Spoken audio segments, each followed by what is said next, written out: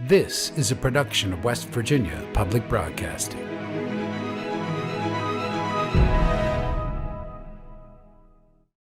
Support for the Legislature today is provided by Marshall University, committed to teaching, research, and professional training, with degree programs in multiple locations and online. More about the Marshall family at marshall.edu. Embassy Suites by Hilton Charleston, an all-suite hotel and conference center minutes from Yeager Airport and Capital Market. Reservations and brasserie dining information available at hilton.com. Segra, providing fiber-based communication solutions. Segra, freedom to grow. More information at segra.com.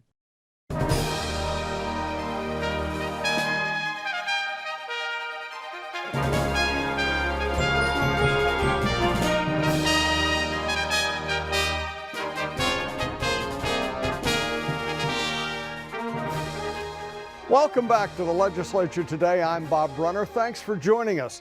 The Senate once again suspended its own rules to pass a bill Friday morning. Senate Bill 510 was introduced, read a second time, a third time, and passed by the chamber in less than 5 minutes. Senator Eric Tarr, Republican of Putnam County, said the move was necessary to address a budgeting oversight around the state's newly formed charter schools. We appropriated some money from the unexpended surplus from the previous fiscal year to go into fund for the charter school enrollment. So as we've started to have charter schools get established in West Virginia and the enrollment's coming in, one of the things that happened, it was an oversight as those getting started as brand new over this past fiscal year, is that their enrollment line actually wasn't created and funded on that. So it's about $2 million. It was just a little over $2 million for the enrollment to cover so that they can operate, because our charter schools are part of the public school system. So we went back, and the reason we had to go and suspend rules and get it out there fast is that money was supposed to have been there by December.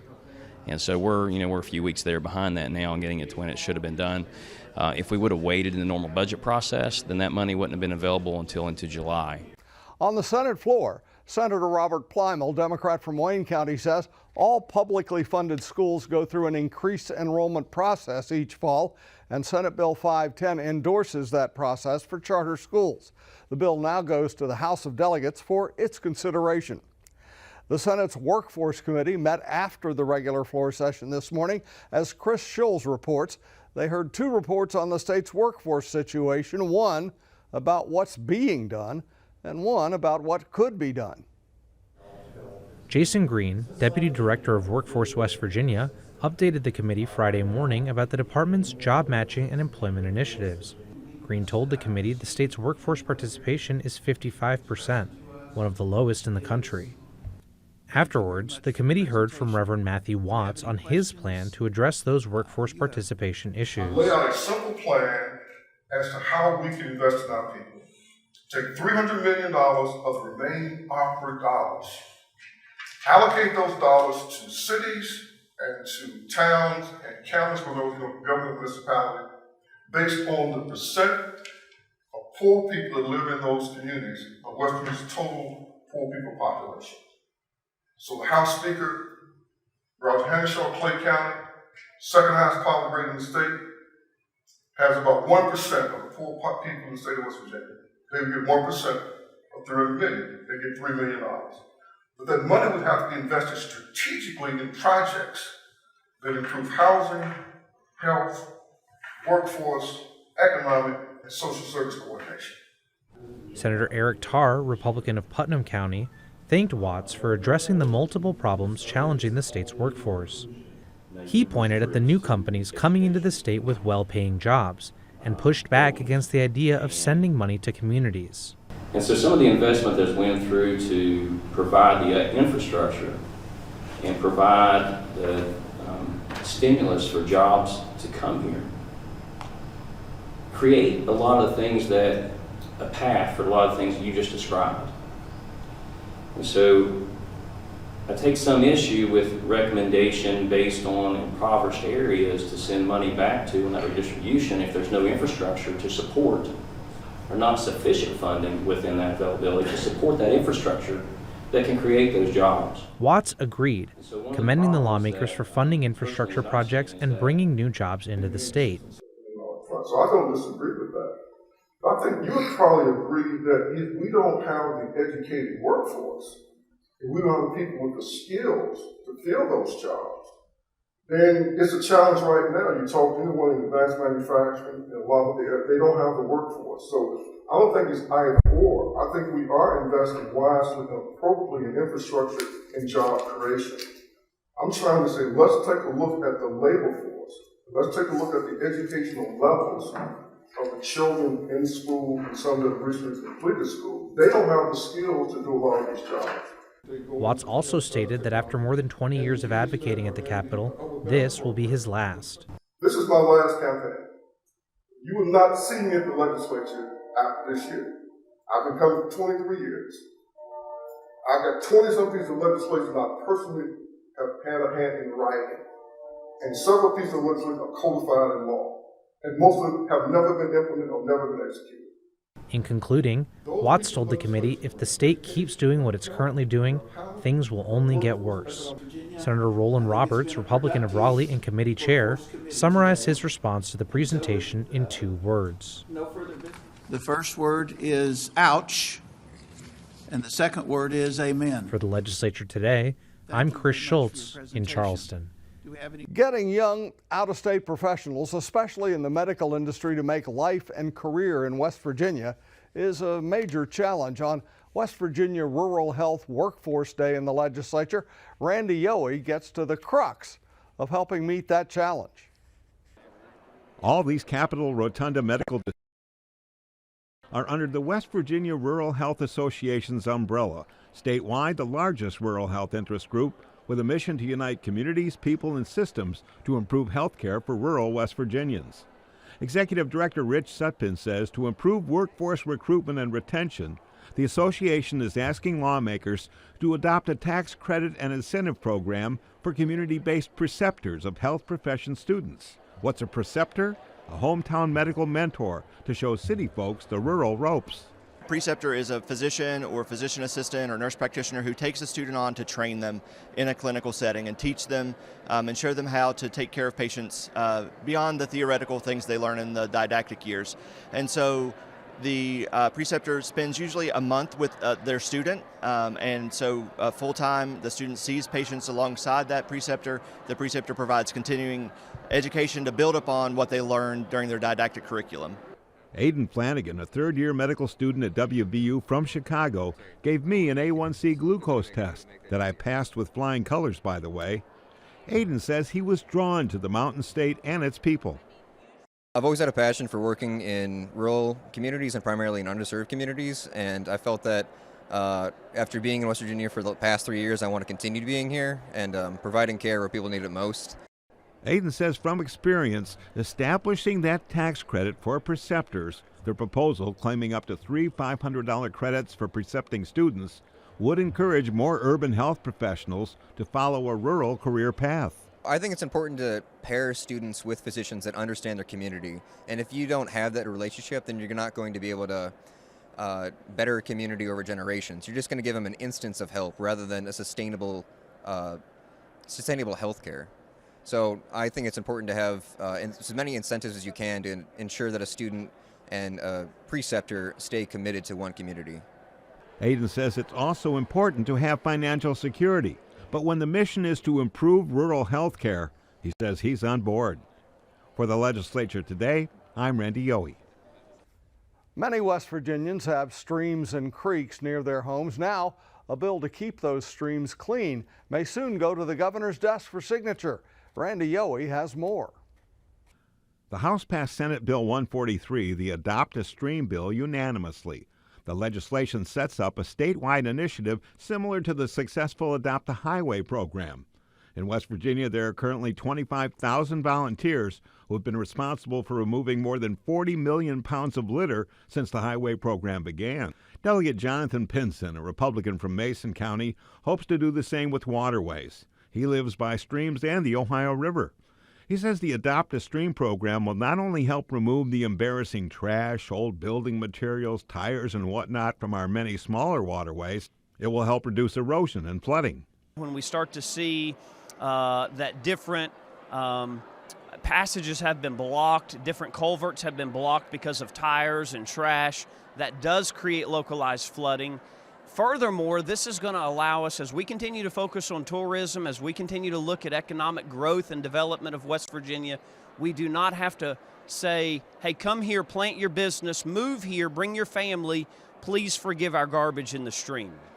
Pinson says the mechanism for managing Adopt a Highway will be adapted to adopt a stream.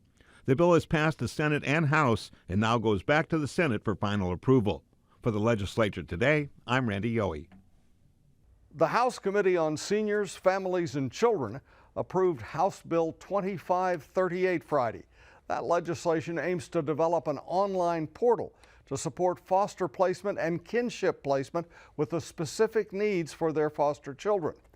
Delegate Jonathan Pinson, a Republican from Mason County, is a member of the Committee on Seniors, Families, and Children and a staunch supporter of this legislation.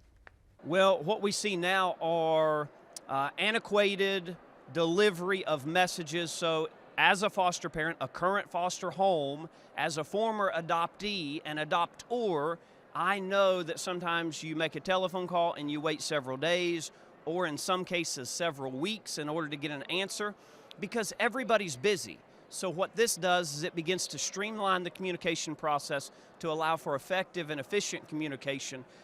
Pinson says the creation of the information portal will revolutionize care for West Virginia foster children, citing the Ombudsman report that identified cited problems in communications as one of the major complaints the department receives. Pinson is also a co-sponsor of a bill to restructure the DHHR, but feels the creation of this portal is an excellent start that will provide immediate resources. The job of legislative reporter is paying attention. There's so much going on, however, we don't have time to catch it all and even less time to report on it all. Often on this show on Fridays, our reporters will sit down to discuss what they saw this week and what they expect the major stories will be in the coming weeks. We like to bring in reporters from other news organizations as well to get their perspective, because no one reporter can catch everything. In our Capitol studio now, we have Randy Yohe and Chris Schulz, and they're joined by Ogden newspaper's reporter Steve Allen Adams. Thanks so much, Bob. Here we are, our Friday Reporter Roundtable. With me, as always, is our legislative reporter from West Virginia Public Broadcasting, Chris Schulz. And joining us today, and we appreciate it, is Stephen Allen Adams with Ogden Newspapers. Tell me a little bit about Ogden Newspapers and where people can read your stuff. Sure. You can pretty much find me in the northern half of the state. We're talking Parkersburg News, Weirton Daily Times, the Intelligencer in Wheeling, the Intermountain in Martinsburg, the Journal in Martinsburg, the Intermountain in Elkins, and I'm even in the Clarksburg Exponent Telegram. And you've been covering the legislature for how long? Nearly 5 years now. Okay. Well, let's start out with the big elephant in the room, and that's tax reform. I mean, Governor Justice is on his second statewide tour, now promoting what he and the House have been aligned at a 50% tax cut, graduated over the next 3 years. But yesterday, President Blair said we got to prioritize expenses, that an income tax cut would decrease general revenue by $162 million in fiscal 23 and $1 billion or more in fiscal 24. So what's the Senate going to propose? Well, that's interesting. They have talked about, and they haven't released any details on what they're doing, but they kind of want up the governor in a way. They want to do a 50% cut in the personal income tax in year one. Now, I asked whether that's going to be retroactive to January, the beginning of the tax year. They don't know yet. And there's a lot they don't know in regards to how that's going to work. It'll be interesting to see what they propose, because they've raised concerns, as you just talked about, A, about expenses, and B, they believe that the governor's plan might be a little bit too aggressive, I think is the word that I've heard used by a few. And there's a real concern about how that's going to impact future revenue and future budgets. But if you're going to do 50% in 1 year versus 30 plus 10 plus 10, which is the governor's plan, I don't know how the Senate plan would be less fiscally irresponsible than the governor's. We'll just have to see what that looks like. And Eric Tarr told me they're still going to try to incorporate elements from Amendment 2, which is reducing that personal property tax on business and inventory, but slip it in as a rebate. And then maybe even rebate as well the vehicle tax. Now, Chris, I know that you talked to Sean O'Leary, a policy analyst. Who's he with and what did he say? With the West Virginia Center on Policy and Budget. And what he told us is exactly what Stephen just kind of outlined, that they're very concerned about the impact of this cut moving forward. If you look 3 years down the road, when you have that full 50% cut, that's a quarter of the state's budget that's gone. And so, you know, we've heard the governor talk about creating this essentially a second rainy day fund using federal money from the COVID emergency. But the concern there is that a lot of these people are saying, and the West Virginia Center on Budget and Policy included, are saying that we should be using that money on investments. We should be using that money on expenditures right now while we have it, because we don't know the next time that we're going to have this money. So their big thing is that reduction in revenue, because that's really going to be a sticking point, and we're not sure when or if you're going to be able to get that revenue back.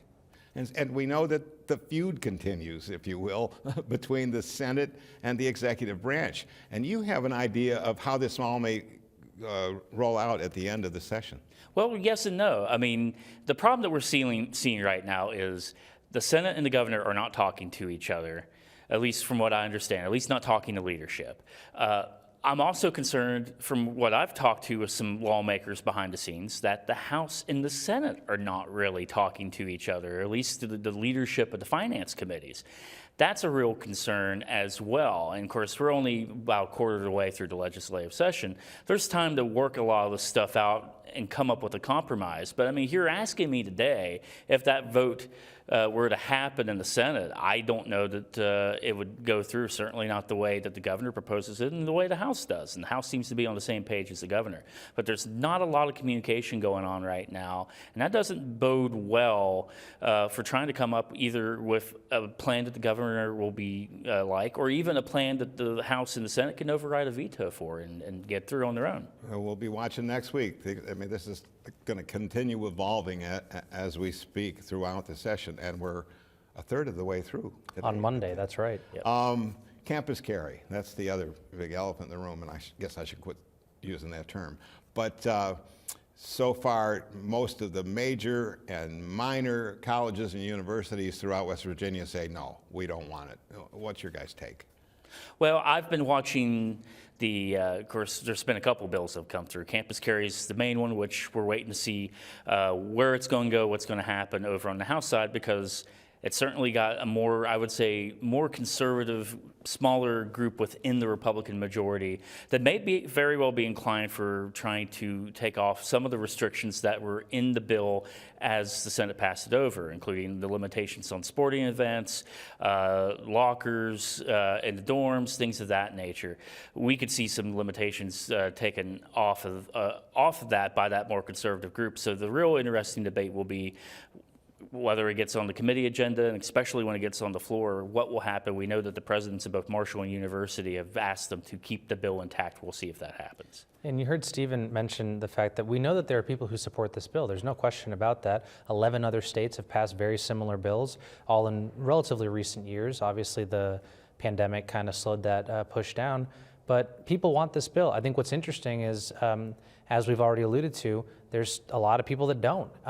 We heard from West Virginia University's SGA. They came out with a statement saying that, the student body does not want this. There was obviously a little bit of dissent in that space. I believe it was Senator Azinger's own son who was part of that dissent. But we've also got, the faculty senate at WVU. Unfortunately, I wish I knew about the other universities, but those are the two that were discussed on the floor. And both of these groups are saying, we're not interested in having guns on campus. Now, the Republican argument is that the guns are already there. This is just formalizing the process of how people are bringing them onto campus. Not only do we have campus carry, but now we have teacher carry as well with, let me get this right, SPOs, school protection officers. I was in the Education Committee hearing the other day where they hashed this out and talked to the bill sponsor, Delegate Doug Smith, and basically there's a lot of people that are aligned with this bill in both the House and Senate to allow K through 12, public school and private school, if you will, teachers to be well trained and well informed and go through behavioral training, but then be allowed to have concealed carry and be in the classroom with a gun. You wouldn't know what teacher had it or how many you had in your school. And what's your take on where this stands right now? It looks popular to me. Sure. I think the one thing that most people don't realize, and it was not made very clear during the debate, and I listened to that debate, is it is permissive language. So a teacher would, or a school staff or principal would have to apply to be able to take part in the program. Then they'd have to go through the training through, I believe, the Department of Homeland Security. Right. And they would have to go through other steps before they get that, including a public hearing, even though they wouldn't be identified in the public hearing. So there's a lot of steps you got to go through, but there are teachers that would probably be willing to do it, and I feel like Dale Lee, the president of the West Virginia Education Association, more or less admitted that. He wasn't a fan of the bill, and wouldn't do it himself, but he also understood there would be some teachers that would be interested in doing that. So we'll have to see what happens. He said it was half and half almost, that half teachers like it, half the teachers don't, and they're so concerned about the safety. But this is all voluntary, and it boils down to the county. At first, it's up to the county's decision on whether they want to do it or not, and then it boils down to the school, and it's the school's decision on whether they want to do it or not. Some people said here in West Virginia, there may be a lot of teachers that already are concealed carrying right now. Well, yeah, and that kind of goes back to the campus carry bill, right? This may already be happening. This is an attempt to formalize that process. But again, talking about the opposition, we heard Delegate Danielle Walker this week talking about the safety concerns about bringing guns into schools. This is something that she's talked about for years now, as long as this has been a discussion across the state and in the country.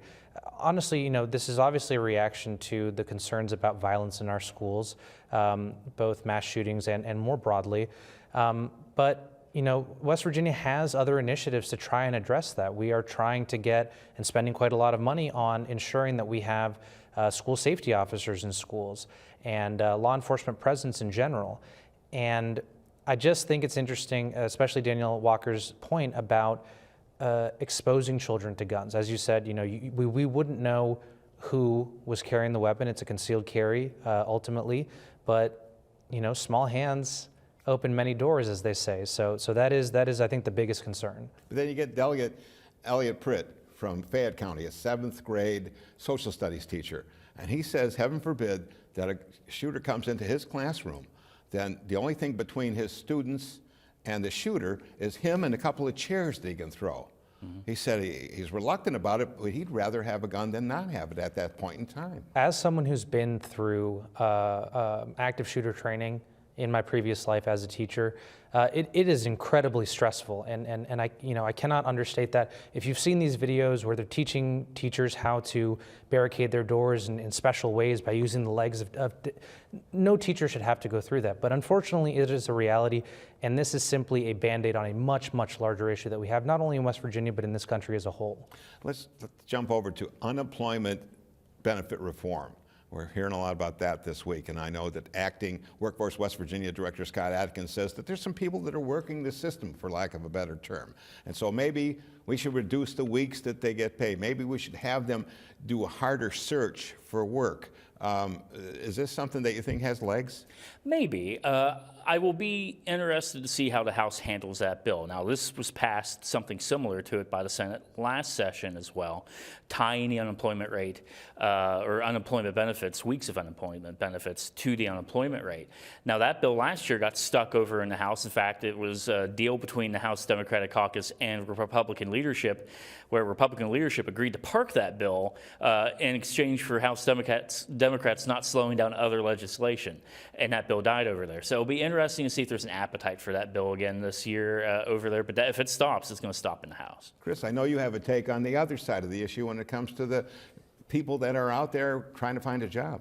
Yeah, absolutely, and I think Senator Caputo, if I'm not mistaken, was the one who stood up in opposition on the Senate floor, and I can't really say it better than him. Times are tough, and we live in a state that, as going back to the taxes and the budget discussion, we live on boom and bust right now with the energy sector. Right now we're in a boom cycle. We could be in a bust very soon, and there's no saying how long those last. It's certainly not necessarily 12 or 20 weeks, which is what the bill entails. So, I mean, prescribing that so aggressively and reducing by over a month the amount of unemployment that people can receive is concerning. Now, the other part of the bill that I think is encouraging is this Workforce West Virginia part. You know, they really are trying to work with people to get them employed. We know there's a lot of new jobs coming into this state, and training is going to be a concern. So we'll just have to see how this all ends up working out on the House. Going to be an interesting week next week and for the rest of the session as well. Chris, as always, it's good to work with you. Stephen Allen, it's great to have you here. We really appreciate it. Thanks. So that's been our Reporter Roundtable for this Friday. Have a good weekend. Back to you, Bob. Thanks for that, Randy. That brings another week to a close. Thanks for being here with us. Tune into the Legislature today, Monday through Friday at 6. We'll have more news and interviews from the 2023 legislative session. And remember, West Virginia Public Broadcasting is covering the session daily in our radio news program, West Virginia Morning, and on our news site at wvpublic.org. I'm Bob Brunner. Thanks for joining us. Have a great weekend.